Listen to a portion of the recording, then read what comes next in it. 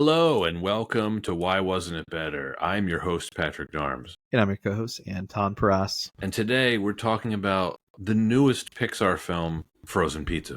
Where would you say that tiers compared to like other frozen pizza? B tier? C tier? Elio's? Yeah. I haven't had it in years. I'm not a big frozen pizza guy, but when I do, it's the Red Baron. Ooh, that is pretty. We had a lot of Tombstone growing up. A lot of Tombstone pizza. Was that because you lived in a food desert and couldn't get access to good fresh pizza?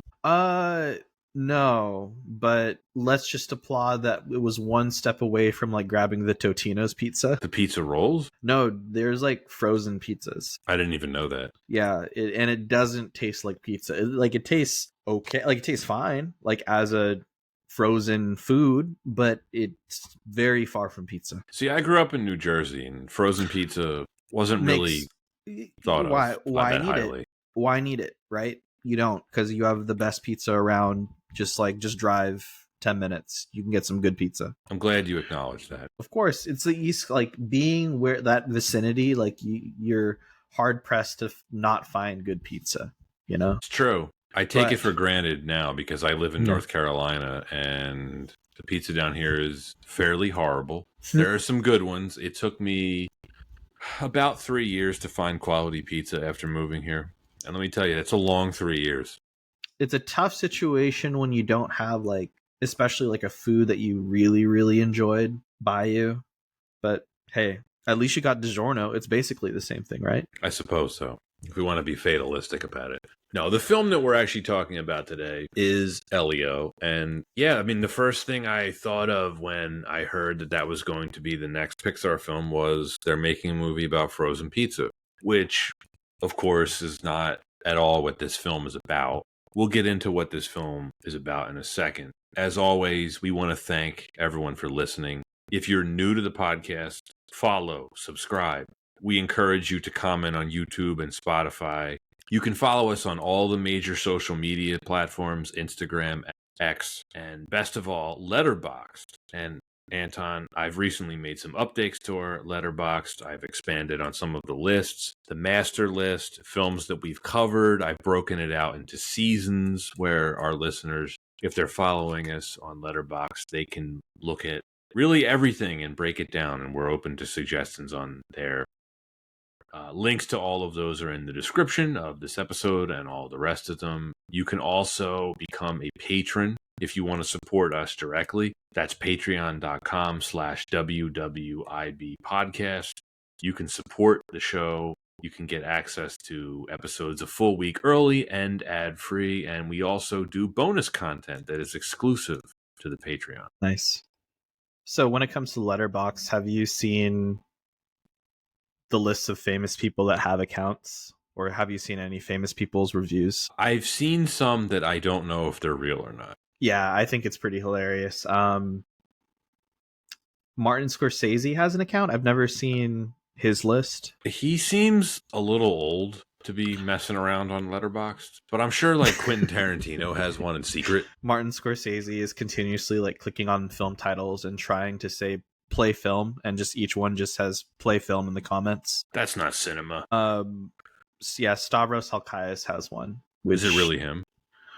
He posted it on his Instagram, so if you're looking for really bad takes on movies, go check out his Letterboxd. You are obsessed with this guy, aren't you? It's unhealthy. Like, I realized as I brought it up, I'm like, I'm not beating the allegations that I'm not obsessed with Stavros. Oh well. I didn't know who he was until you told me. I'm not. Yeah, not helping. I'm glad you like him. I don't. You bring him up enough times that I think too much. I bring him up too much. But anyway, this is. I have no beef with Stavros, nor do I have a beef with this film. But a lot of people do. But do you love it? Well, you can say no. It's fine. Let's look into the star. Let's look into the stars for our answer, as Carl Sagan would tell us. Yeah. By the way, when are we going to review Contact? This is kind of like reviewing Contact and Terminator and Alien and The Thing and Close Encounters. Yeah.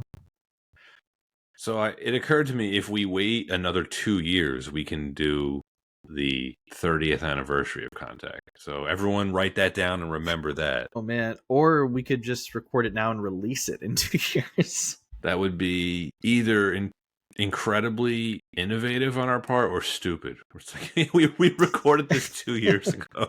We're not going to do that, are we? No. No, but listeners, you'll never know the magic behind the curtain, or they might. Who knows? It's funny you say that because we've gotten occasional questions about listeners like how far in advance do you record these episodes? And the answer is 6 to 8 weeks in advance. That's why we try not to make any current event references, because by the time we do and the episode comes out, it'll be completely irrelevant. Yeah, the other aspect too is we'll have our emergency episodes, so that's fun. Those are a bit more current event, more quick punch to a film currently out. Yeah, and then we usually forget to make any type of current event reference, so whatever. But hey, well, this film came out a bit after it was supposed to come out. It did, and then we were supposed to originally review this and release this episode the weekend of this release, like we did for Inside Out 2 a year ago, but we didn't. But we didn't. We were both convinced it'd be okay not to. It wasn't even just that. I mean, look, it's not that easy for us both to get to the theater on the same weekend and review a film. It's got to be special. And this film, it's true. It's not special. But it is a Pixar film. It's an animated film, and we're going to talk about it. So, should we? Yes. So, in Pixar's 29th full-length film, Elio, a socially awkward child who yearns to be abducted by aliens, finds himself inadvertently beamed up to the Communiverse, an interplanetary organization with representatives from galaxies far and wide. Mistakenly identified as Earth's ambassador to the rest of the universe, he starts to form new bonds with eccentric aliens while discovering who he's truly meant to be. Elio was released on June 20th, 2025 by Pixar Animation Studios, distributed by Walt Disney Studios, directed by Madeline Sharafian, Domi Shi, and with a very big asterisk, Adrian Molina. The screenplay was written by Julia Cho, Mark Hammer, and Mike Jones, with story credits for Madeline Sharafian, Domi Shi, and Adrian Molina. Mike Jones. Featuring the voices of Jonas Cabrabe, Zoe Saldana, Remy Edgerly, Brad Garrett, Jamila Jamil, Shirley Henderson, Matthias Schweinghofer, Brandon Moon, Naomi Watanabe, Ana de la Reguera, and Anissa Borrego. The budget was $150 to $200 million. There's a big estimate on that. And the box office, only $154 million. It's an 81% Rotten Tomatoes score. At the time of this recording, this is Pixar's newest film. It completely flopped at the box office. Why did we choose it? Well, we enjoy talking about animated films here, and we especially love to talk about Pixar. Do we not? We do, but this is only like the third or fourth Pixar movie that we've covered in 150 episodes, so maybe that makes us look bad. But I think it's fine. You know, volume aside, I think especially when you get to those episodes, there's a lot of meat to it. Pixar films over the years, opinion has changed on what is the prestige attached to it. Some of the best films of all time, but then some clunkers. It's fair to say there was a lot of hype for this. Or was there? I want to say that there's hype for every Pixar movie. And by the way, I have to say, I didn't even realize this is their 29th film, so they've done 29 films in 30 years. Pretty good output. Yeah. But to your point, there was a distinct lack of hype for this film because I didn't really know anyone who was excited to see this, ourselves included. It's very telling when I don't feel bombarded by advertisements for a film, especially a Pixar film. I suppose some of that is subjective because I hear you on that. And we were talking about it at the time of this film's release where there was a real distinct lack of promotion. Now, that doesn't mean that other people, including many of our listeners, didn't see a lot of promotion for this film. I remember seeing some of it during the NBA Finals. in the lead up to this film's release, which probably would have been free for Disney because they own ABC. But this is the key, right? So at this point, Anton, and many of our listeners know, is I watch a lot of movies with my family, and members of my family include very young kids. I'm talking under 10, my nieces and my nephew, who are very much in Pixar's target audience. My wife and I took our two nieces to see this film.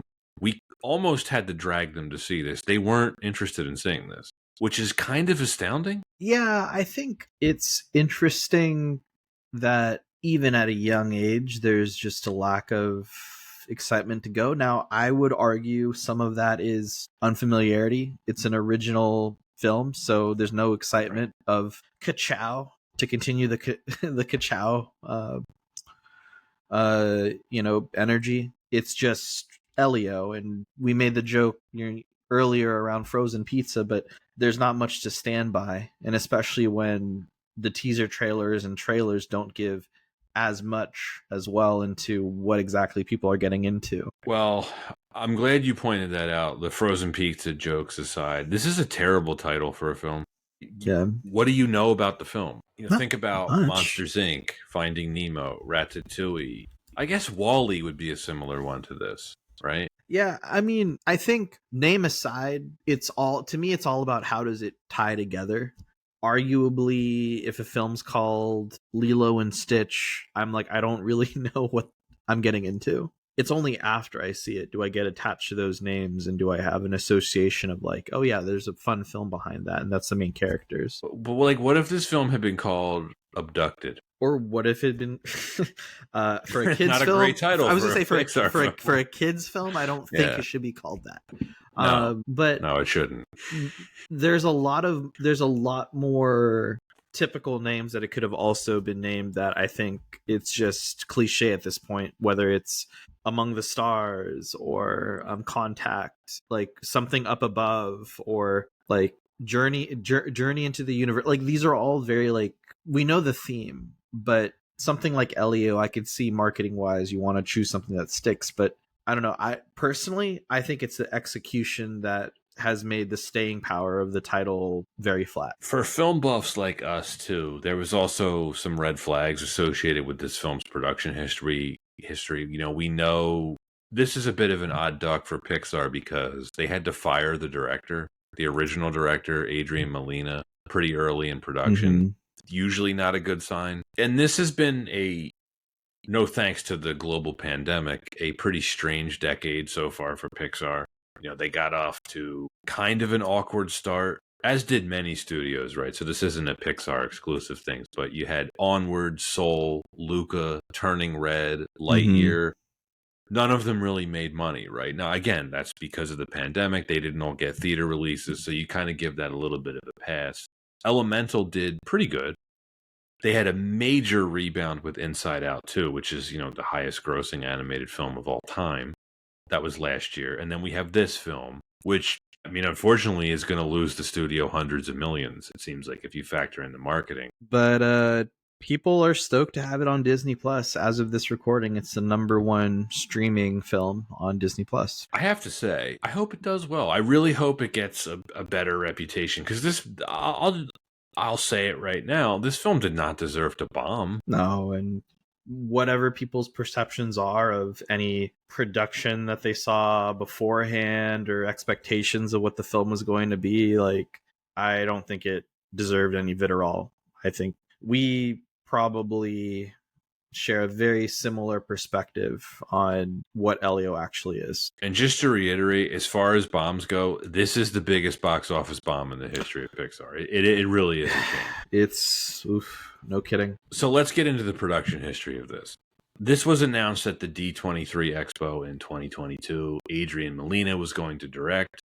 It was going to be his directorial feature. He is a longtime Pixar employee going back to 2007 when he first worked as an animator on Ratatouille.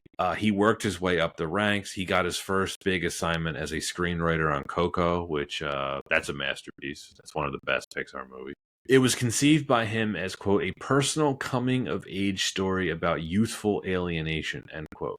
He said that he was inspired by his childhood growing up at a military base and the eventual enrollment at the California Institute of Arts, where he was abducted by aliens. I made that last part up. He did not claim to be abducted by aliens, but he did attend the California Institute of Arts. The screenplay... So I was going to say, is it the Disney Factory? Yes, the same. The screenplay was written by himself, Julia Cho, Mark Hamill, and who? Mike Jones. Who? Mike Jones. Cho previously co-wrote Turning Red, while Jones previously co-wrote Pixar's Soul and Luca. So the character of Aunt Olga was originally going to be Elio's mom, voiced by America Ferrera. After working on the project for a couple of years, Adrian Molina felt like, quote, ultimately, he wasn't the one to see it to the finish line, end quote, and he left the project to work on Coco 2. Put an asterisk on that. It was later reported that Molina was removed from production, so he was fired, to put it politely. Yeah. But hey, at least he has Coco 2. Yes, which should be a big hit, I'm sure. I look forward to that. I don't really know how you're going to make a sequel to Coco, but we'll see. Is it going to be more of like, did they confirm what South American country they're in, or like what Central American? In Coco? Yeah. I thought it was Mexico. Oh, you know what? I quickly got confused with Encanto. One I'm not sure about. Because like that one, I was going to say, do they lean in more on whatever like dictatorship was taking over the country? I mean, look, Guatemala's democratically elected government isn't going to overthrow itself. There we go. We need the enchanted Encanto family. The CIA's got to get involved somehow. And what those Dulles brothers did with unspeakable things to bananas. So, interesting thing with just Cal Arts in general, and Molina being fired from Elio, but still being attached to Coco 2. Do you see that in the same way that sports teams will take forever to like get rid of like first and second round draft picks, even though they're underproducing? I think maybe. Yeah, it's like we've already invested so much. I mean, they clearly didn't want to get rid of him. Like I guess, but you don't really hear about Pixar firing people outright, except for John Lasseter because he had to go, right? Yeah, no, it's most. I mean, they're big names now, but like you don't see that happening to Brad Bird. No, but Brad Bird is interesting because he's always been someone who has existed outside of Pixar. Remember, he was the first person to direct a Pixar film who wasn't really from Pixar. Right, he was from The Simpsons. Right. Yeah, but I think that, yeah, just everything aside, it's just interesting to me where I think it's tied to value. I joked earlier it's a Disney factory, but really like it is a way for Disney to kind of keep tabs on who are the best animators to bring in-house because they go to Cal Arts. So because of the directorial change, this film's release date was postponed more than a year. It was originally scheduled for a March 2024 release. In June of 2024, Pixar's chief creative officer Pete Docter revealed that Turning Red director Domi Shi and Madeline Sharafian would serve as co-directors. They worked to create a visual language inspired by classic Steven Spielberg films such as E.T., The Extraterrestrial, and Close Encounters of the Third Kind, as well as horror movies from the same period like Ridley Scott's Alien and John Carpenter's The Thing. Elio marks the final Pixar film from veteran production designer Harley Jessup, who collaborated with visual effects supervisor Claudia Chung Sani to create the look of the Communiverse. Their goal was to create a version of space unlike any other put to screen. Oh, they failed. One made of translucent and luminescent qualities and loosely defined gravity to accommodate the different alien species. For the aliens, the team researched microscopic plants and animals to create an odd but believable vibe. Glordon's design was influenced by larval insects and microbiotic creatures like the tardigrade. The biggest challenges with the character were finding a balance of cute and creepy and making him expressive without eyes. The score was composed by Rob Simonson. It was his first animated feature. That's it for the production, Anton. Let's talk, why wasn't Elio better? We were already getting into this, the failure of marketing. It really is a terrible title. It's an interesting title. I still stand by it's more the execution and poor marketing. I think the title itself, history's shown it's not a good title because also no one went to go see the movie. But I can't, like, what the heck is a Shrek? It was a known IP. Arguably no. Like, Uh, not to a mass audience. William Steig was a known author, though. But no, what, like, even if he was known, like, think of the generations of people that now go watch Shrek. You're talking about the marketing. Shrek was very easily marketable for DreamWorks. They were very much selling Mike Myers, Eddie Murphy, Cameron Diaz. They had those names to go off of. There's known big names here, really. Well, yeah, big names in terms of just like what's going to carry the film.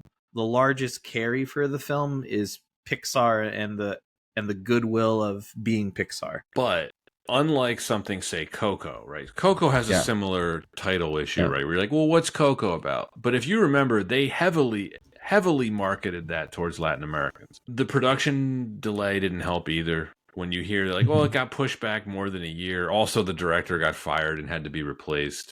It's usually a red flag. Now, was it actually a red flag here? We're going to talk about that a little bit later. They also released this right around the same time as How to Train Your Dragon and Lilo and Stitch. Those are the two movies that my nieces were excited about, not this. They wanted to see Lilo and Stitch. I think I read this. I don't know how much of it is true, but I know that we joke about the frozen pizza thing, but I know that did confuse audiences. The other thing is the main character in the film Call Me by Your Name. The main character's name is also Elio. Is it really? Yes, the character played by Lisan Al-Gaib. Timothy Chalamet? Yeah. You mean Paul Atreides? Yeah, of course. Lisan Al-Gaib is just a nickname. Oh, right. The future emperor of the universe. Yes. Duke of Arrakis. What's the planet he's originally from? I'm a bad Dune fan. What was it? I don't remember. Oh, okay. Well, and that's all, folks, for Dune. We didn't like Dune as much as other people did. Yeah, but okay, so yeah, there's just it seems like, even name aside, I think if not a ton of people are going to the theater for your film, it's fair to say marketing failed. Yeah, I would say so.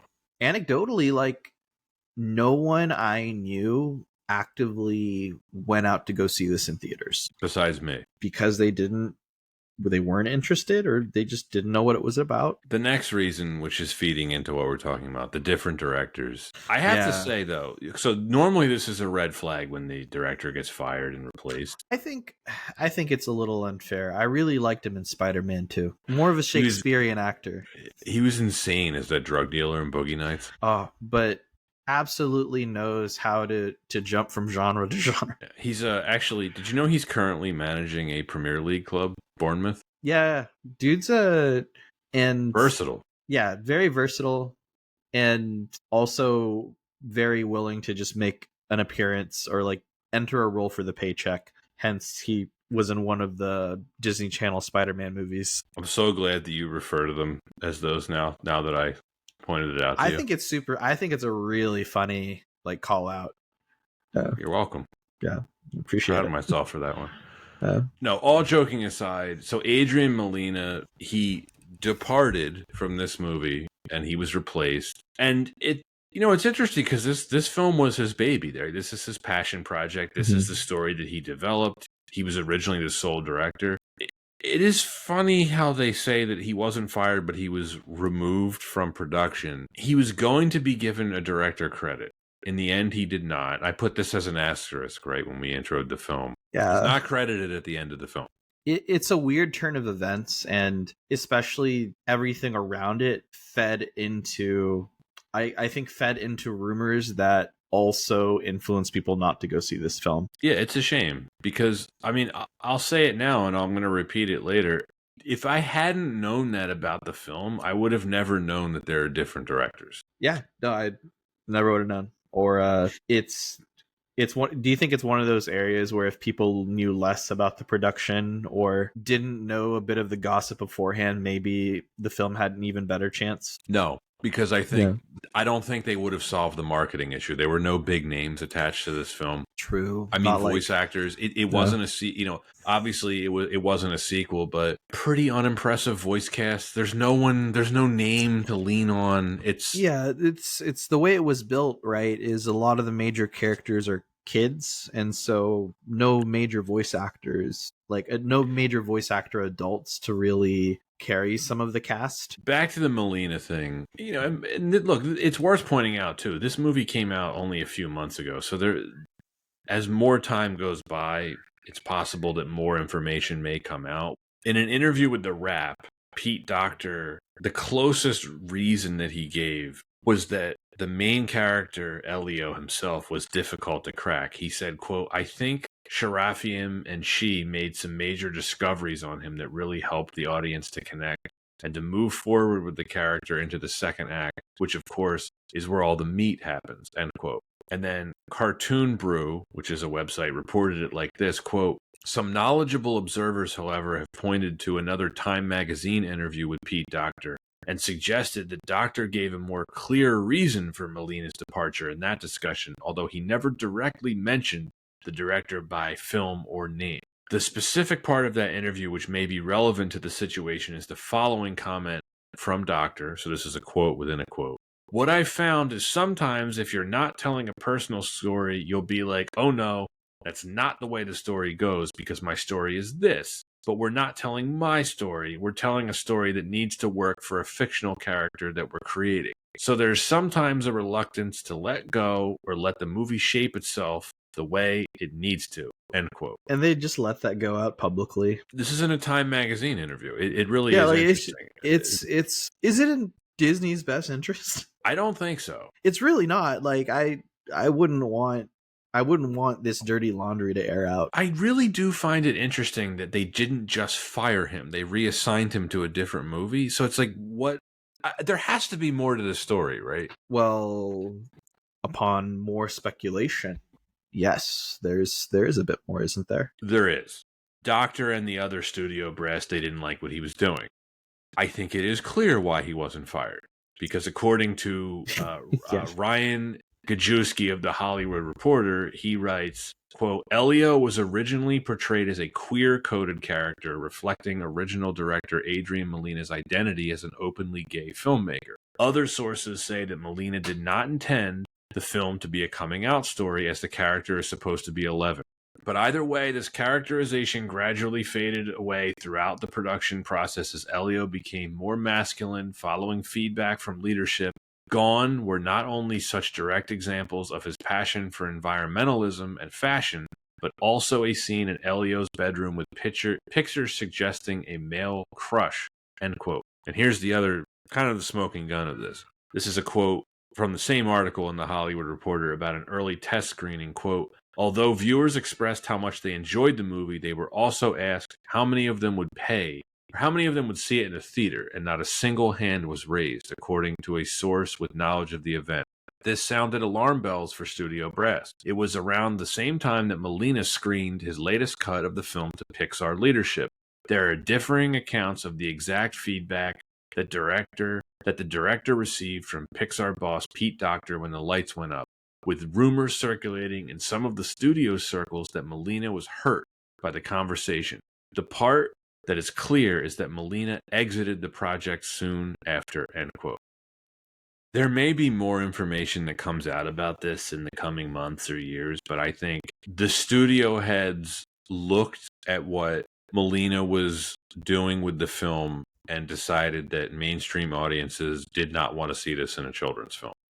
I do agree that there's a lot of truth to that.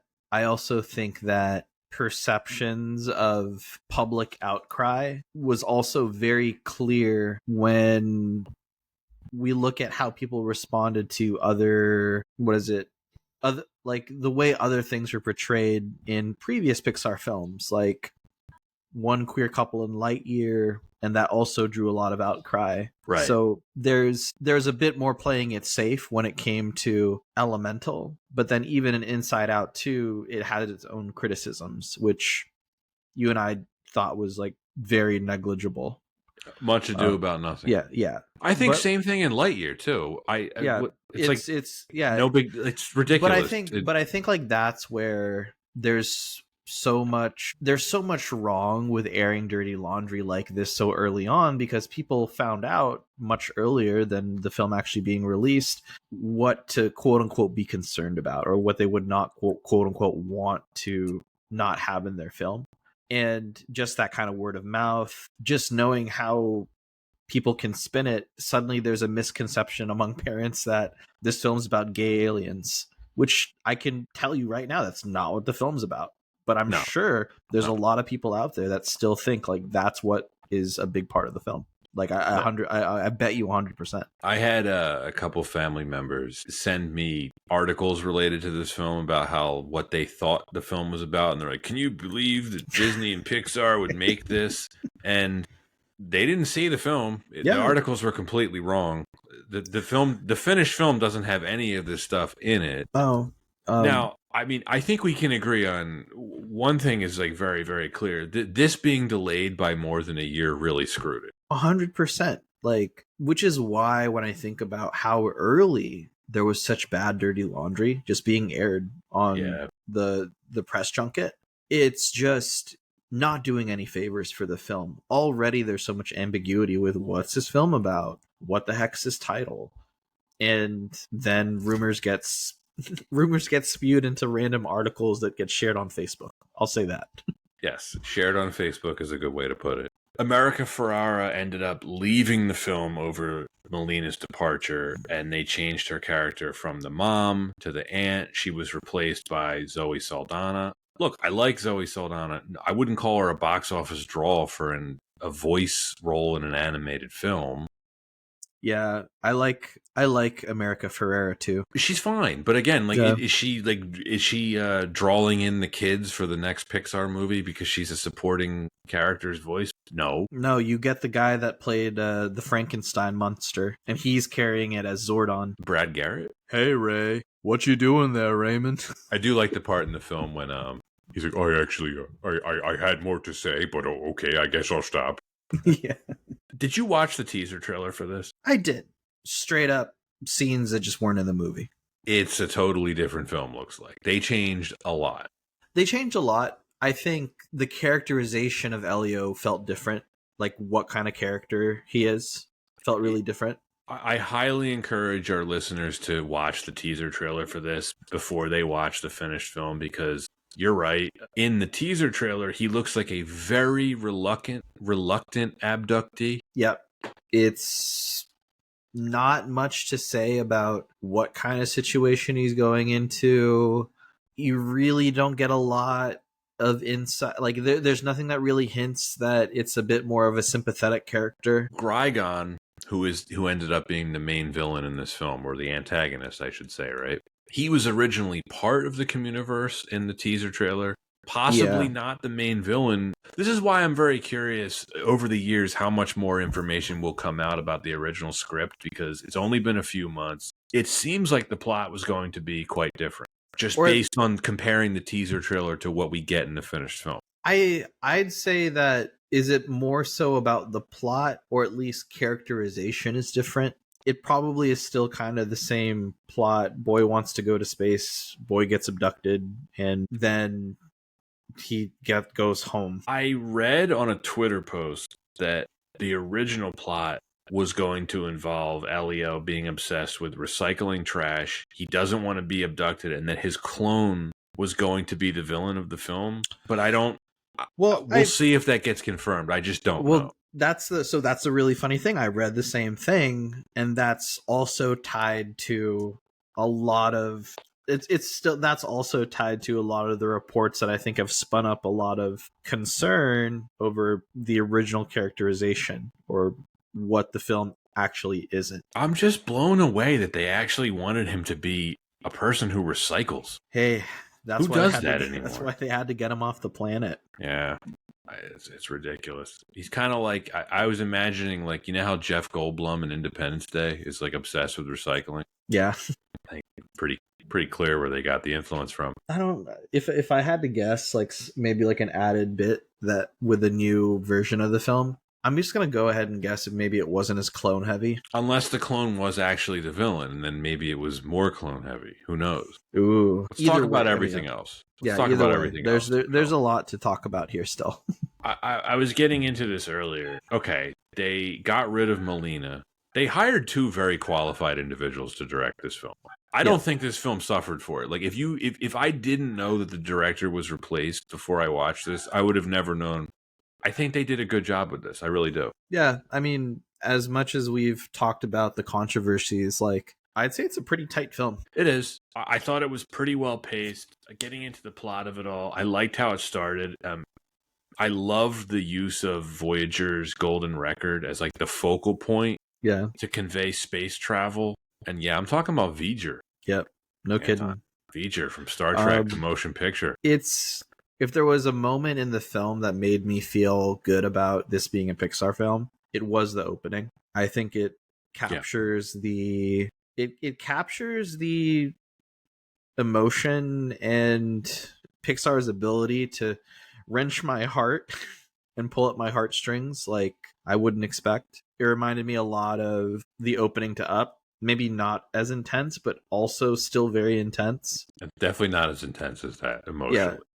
But like still like it isn't uncommon for a character to be presented in a Disney film as being an orphan or having lost their parents. But I think they captured it really well, like the feelings of going through that and then running into a Carl Sagan presentation and having that being so influential. Anytime a movie can incorporate Carl Sagan into it is a plus in my book. I really appreciated that. I mean, that's why you and I were joking about Contact earlier. Yeah, I mean, in the best way possible, right? Yeah. When you said that this film is what did you say? It moves really well. It's brisk. I already forgot what you said. Sorry. Yeah, tight. You said it's tight, right? It's tight. Yeah. Would you say too tight? Does it move too quickly? It moves. Okay, so it moves very quickly, and maybe one could argue that let it develop a bit more, right? Spend a bit more time in space. I found myself wanting a little bit more from Glordon's character. He gets introduced to us really, really, really quickly, and we're moving through his life story really quickly. Also, he didn't have eyes, which kind of freaked me out. Some of the alien characterizations actually reminded me of Halo. Yeah, I can see that. It reminded me of a lot of things like Titan AE too. Titan, Halo. I think that it got it right on the film got it right on any visuals that are going to touch on the right points for the viewer. Like, yeah, this is sci-fi. I found the whole thing. I'll touch more on the visuals a little later. I found it serviceable. I did find myself wanting more, and I had a lot of questions about the plot. It felt like they were glossing over some stuff. I almost wonder if would this have worked better as a miniseries. I don't say that often about movies we review, but like I'll give you an example. What year does this movie take place in? And this is why I'm asking you. So they have smartphones, right? But ham radios are a big plot point in this film. I don't remember the last time I've ever heard anyone talk about ham radios. Probably since I was a kid in the 90s. Yeah, so a kid's not really going to know what's going on. No. My wife and I had to explain to our nieces what ham radios were. And this is the thing. It's like Elio in this film is supposed to be 11 years old. First of all, he seems a lot younger than that. Yeah. How would an 11-year-old in 2020 something be into ham radios? I know it's a cartoon. I know. Yeah, I think that's the speed of it that they don't really go over. If you have maybe a bit more development around having a ham radio is an important part of like alien chasing, but they don't really present that. I think they just presume the audience can like do that math in their head. But actually it's more of some of the, is it dialogue or even just character writing that had me scratching my head in the beginning a little bit. Like when the bullies come, or when the enthusiast comes but then brings his bully friend. The ham radio club that he set up somehow using other ham radios. It's like, not really clear. Did he post on Craigslist? He's like, hey, who wants to come find some aliens? Bring your ham radio. He's like, I'm just going to go hang out at this beach. Yeah. Also, and was that Southern California? So I had to guess, like a lot of it reminded me of like San Diego. Okay. It makes sense. But that But aside, hang on. Let me ask you about that yeah, then. yeah. How far away is the military base where his aunt works? Because that's clearly supposed to be like the one that's in New Mexico, right? That's what it's modeled after with with the antennas. Yeah, I mean, I'm sure that visually you can still be inspired by like the one in New Mexico, but at the same time, just acknowledge that like yeah, like there's also bases in San Diego. It's a big hub for aeronautical testing. Right. And ham radios. Ham radios. No, but I was kind of thrown off by like the way the bully was just like just being really rude about the ham radio in the beginning.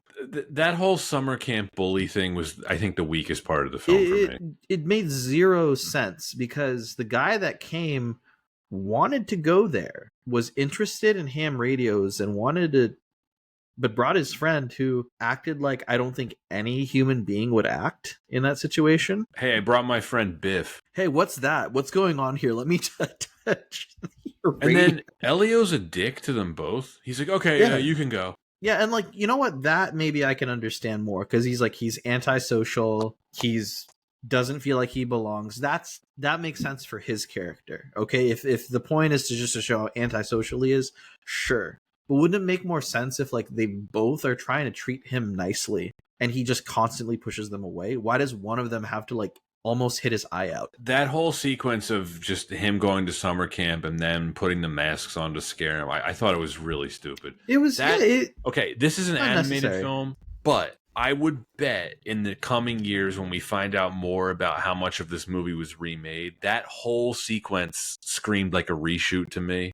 Well, like, well, we'll have him bullied at summer camp and they'll put masks on and because they had to drive him to the coast to get him abducted. That whole thing, that's the weakest part of the film. I agree. It does feel really weird and it feels very weak. So maybe there is something to say about the weak characterization. When he gets to the Communiverse, it should have been more interesting. It's more visually interesting, but he's getting shuttled around. I wish we had gotten more of like a visual idea of how big the Communiverse is, because he spends a lot of time like on the landing platform, and it's like, is this thing a planet? Is it a spaceship? How does it work? Because it's supposed to be light years away, and then if you recall at the end of the film, it pops up right in Earth's atmosphere, and it's like, how does this work? And I agree. That is the part of the film that probably can be explored more, but more of the focus is then on just his relationships with the core alien groups. What are their names? No idea. Dopey, Zordon. I've gotten that one wrong a lot. Yeah, you said that earlier. Yeah. It's not a name in this film at all. No, that's the guy that recruits the Power Rangers. Zoltan? Zoltan. Zoltan. Credit to any listener that knows that reference. No, I mean it's not memorable. Not memorable names. Okay, what did I like about the film? Because we're being kind of harsh on this. Okay, the comedy used in this film, when it landed. I really loved the visual stuff they did. All the stuff with the clone is great Pixar humor. And yes. Okay. So in the production history, remember I was talking about they were using Close Encounters, Alien, and The Thing as like visual inspiration. It was nice to see that actually pay off. The hair scene and the melting clone part, I think, were both superbly done. Like both of those scenes were absolutely brilliant. It's some of the best stuff Pixar's done in the past 10 years. It looks great. It plays great.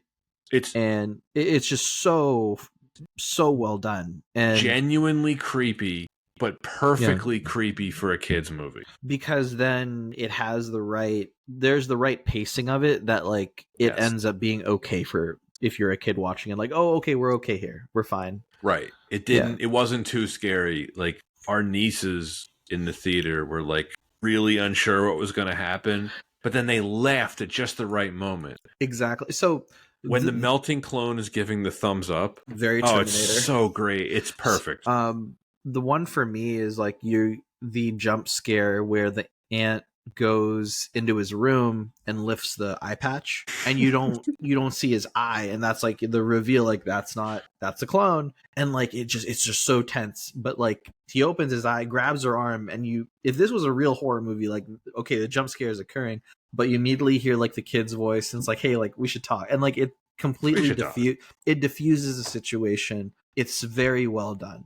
I thought that was awesome. I love the line. Remember when he they're in the back of the car, they're driving to the airbase, and he's just like, "You don't need me anymore." He's like, "I'll start the decomposition process." He's like, "Feel free to spread me out over, like, what does he say, like a flower bed or something?" It's so funny.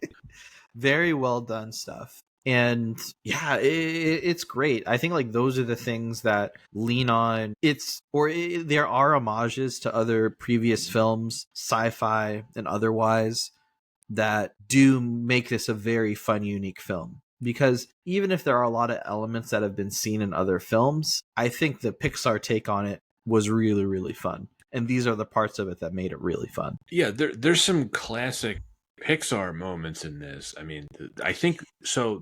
When I saw this in the theater, there was a good number of people in there with us. We saw it during the afternoon, but it was a lot of people, like my wife and I, right? It was like couples with kids. And the scene where Elio's aunt is talking to her friend in the kitchen, and you see Elio's clone outside, and he's trimming the hedges with the shears. Yeah. And he accidentally shears his finger off. That got the best laugh in the theater. All the parents started laughing. All the kids started laughing. The parents are clapping. I was one of them. Yeah. And then he like the clone like reattaches his thumb to his finger, and it's superbly done stuff. Oh, fantastic. Right? That's the kind of stuff Pixar excels at, and that's why, for some of this movie's shortcomings, this does stand alone as like a pretty unique, to your point, Pixar film.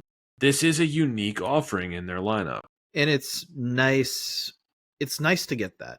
And this is, how often do we talk about the importance of original film ideas or original concepts that should be seen and should have more people going in theaters to see it? I think this was totally that kind of film. Absolutely. Okay. Now, here's a negative for you. Okay. This movie's called Elio, right? We can agree on that?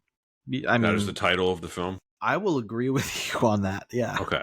He's not a very interesting character. Sympathetic, but...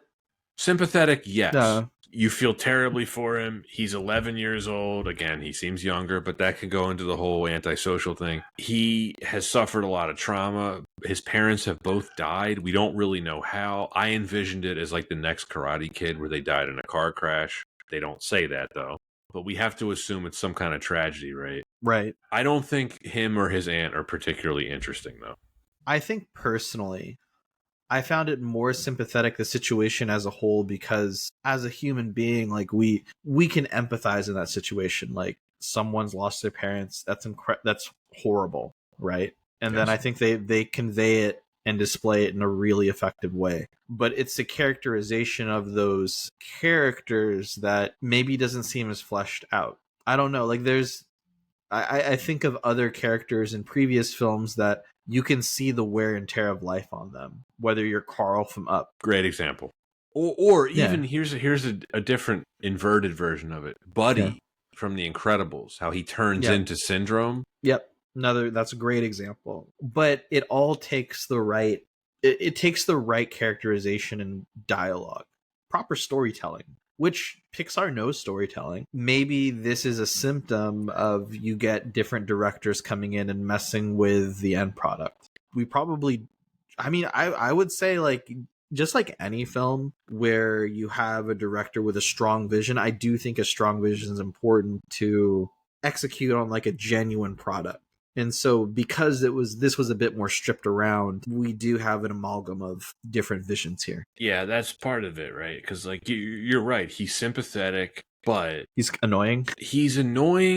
He's kind of a dick, and the way he's dealing with his trauma is he wants to be abducted by aliens. It's like, okay, point A to point B doesn't make sense. Okay, no, it doesn't. Then, so the characterization of his aunt, or how her character is portrayed, I actually thought it seemed like a very distant and not irresponsible, but like I could totally see it from Elio's perspective in the beginning of the film, where she's like leaving pizza on the dining room table, like, I'm out late. Like, yeah, like if he already has issues with attachment, if he already has attachment issues, that's not going to help. And then No. she sounds really frustrated when she's like, I don't know what we're going to do here. I'm going to send you away. She wanted to be an astronaut. She didn't seem very sympathetic. No. Well, she sacrificed her career for him, right? I mean, I see that, but was there a better way to tell that story, right? Within the story. We may find out about that more in the future. About like what they wanted to do with it. Who knows? Because like how often do we get like the throwaway dialogue, I didn't see my career going this way? That happens all the time in real life too. It's just like I wanted to take a right and I had to take a left, and that's how that went. Life's all about timing. Some of the other emotional moments though, I think they do get right. Mm-hmm. I almost teared up when, Grigon ripped off his suit to cradle Gorgon. That was Glordon at the end. That was really touching. That was really sweet. And I want to give a shout out to Grydon, the villain, voiced by Brad Garrett. Hey, Ray. I think a pretty interesting villain in the end, actually. Yeah, I think it's good because this is a twist on the typical Pixar trope. At this point, a Pixar trope where the protagonist ends up being the antagonist. Yeah, he ended up not really that bad of a guy. Sort of, maybe. He was willing to, I guess, enslave the entire communiverse, though. Yeah, I mean, that's like really not chill, but... No, it's not. No. But the other aspect of it is grounding the character as like this dad that eventually understands his kid, or at least loves his kid for whatever they are. He's like, I know you don't want to become a warlord. Yeah, it's Hank Hill and Bobby Hill. I know you don't want me to want to help me enslave the communiverse. I'm sorry, Ray. What do you suppose she finds? She finds heartache, Mitch. Can you believe it? I got to star in the Munsters. Yeah, look, I know there's been a lot of stuff written online about like the human characters looking like the bean mouth animation style that you see in anime sometimes. I don't buy it. Whatever. I don't buy it. I mean, it's just like if the film does take there's a lot to take away from like where anime has advanced in its influence on this film. I don't think that's a negative. I don't. Question for you.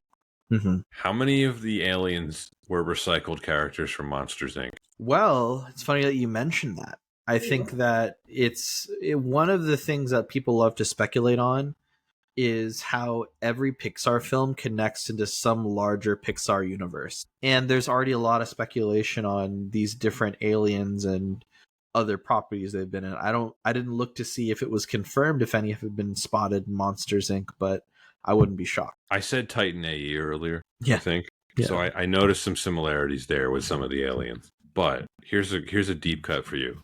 What about Captain EO? That's a deep cut. That's funny. No, that's super funny. This is where I think something I told you really early on was I think something that was that was against this film's favor is the creatures were almost too fantastical. Like there wasn't a particular one character that could be like a Stuffy or anything that like kids could easily buy at like the Disney store. And you may find yourself living in a shotgun shack. And you may ask yourself, how did I get here? For this film, the main, like when it comes down to alien characterization, or sorry, not characterization, alien design and the importance of merchandising, I don't think there was any alien in particular that would sell well as a stuffed animal or a doll, which is a pretty big aspect of any Disney film, which is arguably a large part of marketing, because all of these like action figure, quote unquote, other characters probably fit more as action figures, whether you think of like Elio or Glordon. It doesn't hit the realm of ugly cute. Do you know what I mean? No, I mean, he has no eyes. I know what you mean. I stand by Captain EO, by the way. We're going to have to cover that next year. You know why? Why? Because that Michael Jackson movie's coming out. Oh, that's right. And I know both of us will not be seeing that in the theater. I was thinking, why don't we cover a Michael Jackson movie? It's like what this... We could do Moonwalker. Moonwalker could be fun because of the video game. Yes, I played that video game. It's a good video game. Do you like the movie? I mean, it's a hard movie to assess because it's just a bunch of different videos. Yeah, it's like there's not much to it. The one visual that I have in that film is it like who's the actor? Was it Danny DeVito's just trying to put drugs in everyone? Joe Pesci. Oh, it was Joe Pesci. Joe Pesci's just trying to put drugs in every kid. That's what I remember. Yeah, it's a weird one. Smooth Criminal. Where are we at? And Elio, Lord Grygon, Lord Grygon, modeled after Emperor Zurg, possibly. I see it. I still, if you look at their body types and the way that they sit in the armor, it does remind me a lot of like the Covenant aliens and what do you call them? I know who you mean, the Covenant aliens. Yeah. Yeah. It's the Covenant, right? But it's their foot soldiers in particular. The little guys? Yeah. The grunts? The grunts, yeah. I see a lot of that armor styling. Yeah, I could see that. All right, let's really quick. You know what really cracked me up? The encyclopedia character. Yeah. Where he's just like, "Do you want to know the meaning of life?" He's like, "No, not right now. I'm busy." This is so funny. So I think maybe let's kind of turn this into what's going to happen with Pixar, or what do we think about Pixar's future? Because I think that's a pretty important topic. I do think long term they'll be fine, but a lot of it has to do with how Hoppers does next year, because they have Toy Story 5 coming out same year, next year. I'm sure Toy Story 5 will make $1 billion, but Hopper is the one that we're all watching, right, and waiting on. That's the big one coming up. Now, diehard Disney fans are excited. I think it's going to take a lot. This is actually a really good test of, are they going to market it properly for non-Disney fans? Because it's a very, I joke original, but I mean, it's Avatar with beavers. Which seems fine, maybe. I think it looks really cute. I think it looks really fun. I can't not look at the film poster and get a little excited. What looks like a beaver standing on, is that a landmine? Anyway, I think it's just, the problem is it's also sandwiched between Toy Story 5. And if I was Disney, I know where my bread's buttered. But I'm sure the crew working on Hoppers is probably having a lot more fun than the Toy Story 5 crew. Just a guess. Disney, I think, later this year is going to do really well with Zootopia 2. That's going to do, I think, great business. $1 billion, at least. I think so. I'm looking forward to that film. I really like the first Zootopia. Oh, yeah, I love it. Matthew McConaughey as a koala. Oof, so good. They haven't had an original hit since Coco in 2017. I mean, that's a long time. That's not a sequel. I mean, you just gotta hope, which is why, people's false expectations about this movie really killed any momentum. And I don't want the same thing happening to Hoppers. I don't think there's anything that indicated it should, but hey, not much we can do. All right, let's wrap this up. Essentially, this film was killed by poor expectations. I think you're right. Because it's not as bad as people made it out to be. They didn't give it a chance. No, I think visually it looks great. I like the design of everything, even though I don't know how original some of the alien design is. Did you detect any Otak Gunga in the universe? Slightly. Misa wants to say yes. Jaja! Captain Tarples. Yeah. No, I mean, Pixar can't make a bad looking film. I think the expectation of every film has to be exceptional is an impossible task. But if we want to break away from Toy Story 8 at this point, people just need to watch films like this in theaters. People need to watch Hoppers in theaters. They do. And that's why I'm committing to watching Hoppers in theaters. I will gladly go see Hoppers next year when it comes out. Okay. It seems so far away. It does, but it'll come quick, my friend. Ratings. I'll go first in the interest of time. I took my family to see this. We had a wonderful time. Rewatching this the other night, I pretty much felt the same way about it that I did when I saw it a few months ago in the theater. I think at times this is boring, but overall I enjoyed it. I don't love the main character in terms of how he was written. I think this film is above average. It's not bad, but it's nothing special. Did it deliver at the highest possible artistic level that Pixar's best works did? No, but it didn't have to. And I think people really need to reassess their expectation of Pixar. Pixar has become a victim of its own success. Pixar is responsible for, I really do think, some of the best films ever made of the past 30 years. I'm talking The Incredibles, Coco, Toy Story 1 through 3, Finding Nemo, Ratatouille. This film is nowhere near on that level. I think this is like mid-tier Pixar.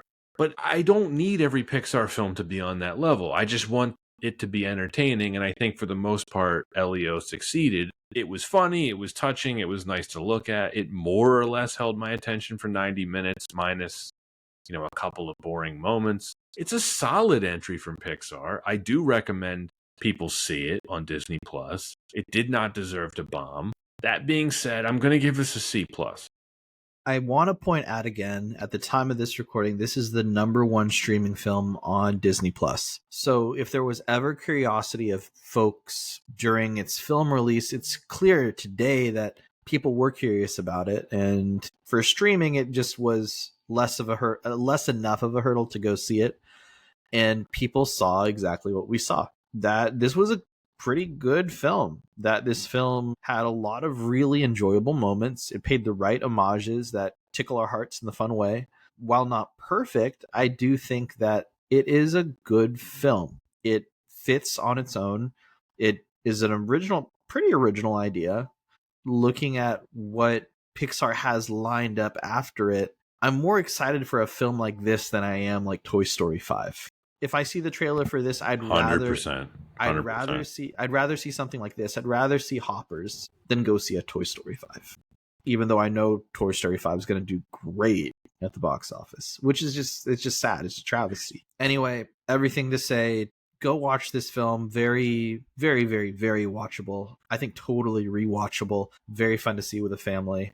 And I give this one a B-. Yeah. Not far off. Well, Anton, that is it for Elio. Next week, it's the 20th anniversary of King Kong. Stay tuned. Thanks for listening, and see you next time.